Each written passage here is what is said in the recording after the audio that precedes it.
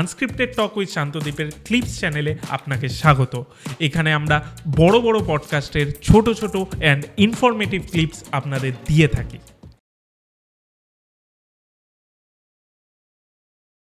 দুর্গাপুজোকে অনেকে না, প্রায় সবাই মহাপুজো বলা হয়। তো কেন? শরৎকালে মহাপূজা ক্রিয়তে ইয়াচ বর্ষকি, শ্রীচণ্ডীতেই বলা হচ্ছে যে যে যে মানুষ শরৎকালে এই মহাপূজা করে তার অত্যন্ত সুখ সমৃদ্ধি এবং উন্নতি হয়। দুর্গাপূজা হলো কলির অশ্বমেধ যজ্ঞ। দুর্গাপুজোকে কলিকালের অশ্বমেধ যজ্ঞ বলা হয়। কলিকালে অশ্বমেধ যজ্ঞ নিষিদ্ধ, কলিকালে অশ্বমেধ যজ্ঞ করা যায় না, কিন্তু অশ্বমেধ যজ্ঞের সমান ফল লাভ যদি করতে হয় তাহলে দেবী পূজা করলেই পাওয়া যায়। আচ্ছা, তো মহাপুজো কারণ হলো এই পুজোর 4টে অঙ্গ রয়েছে। এই শুধুমাত্র এই দেবী পূজার 4টে অঙ্গ রয়েছে: স্নাপনম, পূজনম, বলিদানম, ঠিক আছে, এবং পত্রিকা প্রবেশম। এই 4টে অঙ্গ। ফার্স্ট হলো এই পূজায় পত্রিকা প্রবেশ হচ্ছে, 2 নম্বর হলো মহাস্নান রয়েছে, 3 নম্বর হলো বলিদান রয়েছে, এবং 4 নম্বর হলো হোম রয়েছে।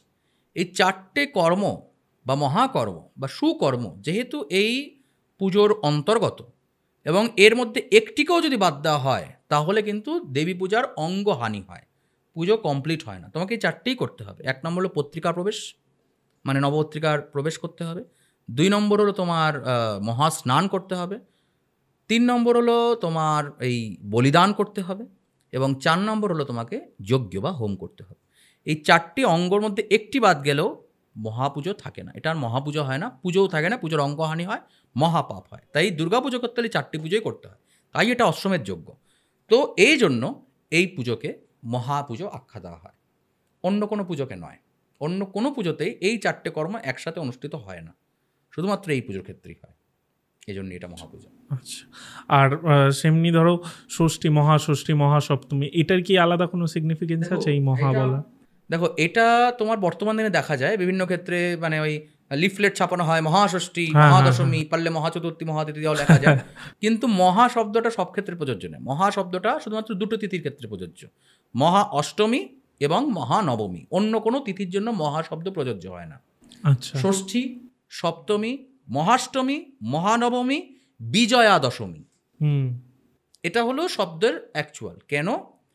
মহতি বিপদ নাশ হয় বলে একে মহাষ্টমী বলা হয়, এবং মহা সম্পদ লাভ হয় বলে একে মহানবমী বলা হয়। এখন কেন? এর কারণ কি? কি এমন বিপদ নাশ হয়ে যায় এদিন? এই মহাষ্টমী এবং মহানবমীর যে সন্ধিক্ষণ, এই সন্ধি পূজা যে সন্ধিক্ষণটা, এই সন্ধিক্ষণেই মহিষাসুরের বধ হয়, মহিষাসুরের বধ হয়, চণ্ডমুণ্ডের বধ এটসেট্রা হয়। তো এই জন্য এই তিথিকে অত্যন্ত গুরুত্বপূর্ণ বা এই সন্ধিক্ষণকে অত্যন্ত গুরুত্বপূর্ণ মানা হয়। এই জন্য সন্ধি পুজো আমরা দেখতে পাই, সন্ধি পুজো, ঠিক আছে, চামুণ্ডার পূজা এটসেট্রা। যাই হোক, তো এই যে বিষয়টা যেখানে মহিষাসুর অর্থাৎ অজ্ঞানতার বিনাশ হচ্ছে, মহিষাসুর হলো অজ্ঞানতা বা কামনা বাসনার প্রতীক।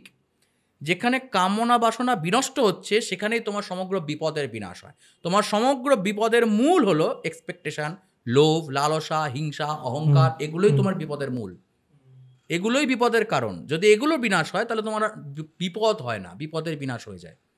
তাই এই তিথিতে যদি সত্যি সত্যি সাধক দেবীর পূজায় মানে নিজেকে রাখে, তবে তার এই কামনাদি বিষয়গুলো বিনষ্ট হয়ে যায়, যার ফলে তার মহা বিপদ বিনাশ হয়। তাই জন্য এটা মহাষ্টমী।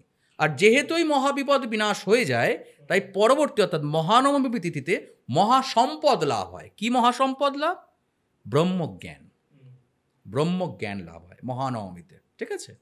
তো যেহেতু ব্রহ্মজ্ঞান লাভ, এই জন্য তোমার দেবীর যে 9খানি পুজো রয়েছে বা 9খানি নবদুর্গা যেটাকে বলা হয়, তাতেও দেখবে নবমম সিদ্ধিদাত্রী, প্রথমম শৈলপুত্রেতি, দ্বিতীয়ং ব্রহ্মচারিণী, তৃতীয়ম চন্দ্রঘণ্টেতি, কুষ্মাণ্ডেতি চতুর্থকম, পঞ্চমম স্কন্ধমাতেতি, ষষ্ঠম কাত্যায়নী তথা, সপ্তমম কালরাত্রেতি, মহাগৌরীতি চাষ্টমম, নবমম সিদ্ধিদাত্রী চ নবদুর্গা প্রকীর্তিতা।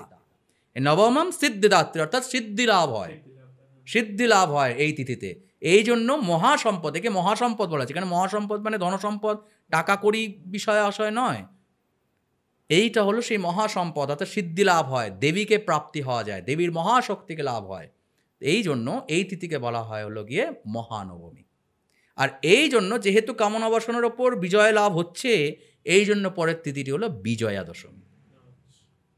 বুঝতে পেরেছ? আমি সিদ্ধি লাভ করেছি, নিজেকে জয় করেছি, তাই আমি বিজয় উৎসব করছি, বিজয়া দশমী। এটা হলো মানে আধ্যাত্মিক ব্যাখ্যা। এর সামাজিক ব্যাখ্যাও রয়েছে। বিজয়া দশমী মানে হলো কি অশুভ শক্তির ওপর শুভ শক্তির জয়, অশুভ শক্তির ওপর শুভ শক্তির জয়। এই দিনে তোমার অস্ত্র মিছিলের নির্দেশ রয়েছে বিজয়া দশমীতে। অস্ত্র মিছিলের নির্দেশ। আজকের দিনে যদি সিঁদুর খেলাটা দেখো, এটা আসলে রক্তের খেলা, রক্তের হোলি। তুমি যদি এর ইতিহাস দেখতে চাও, বলো এইটা। তুমি আজকে যে বিজয়া দশমী দেখছো, বিজয়া দশমী আসে হলে কি? জয় লাভ, শত্রু জয় লাভ। শত্রুকে এই যে তোমার মানে বলিদান তোমার, এই যে বললাম মহাপূজার অঙ্গ হলো বলিদান। এরকমই বিভিন্ন আরও ক্লিপস পাওয়ার জন্য, আরও বিষয়ে জানার জন্য আমাদের এই চ্যানেল ইউটিএস ক্লিপসকে অবশ্যই সাবস্ক্রাইব করুন।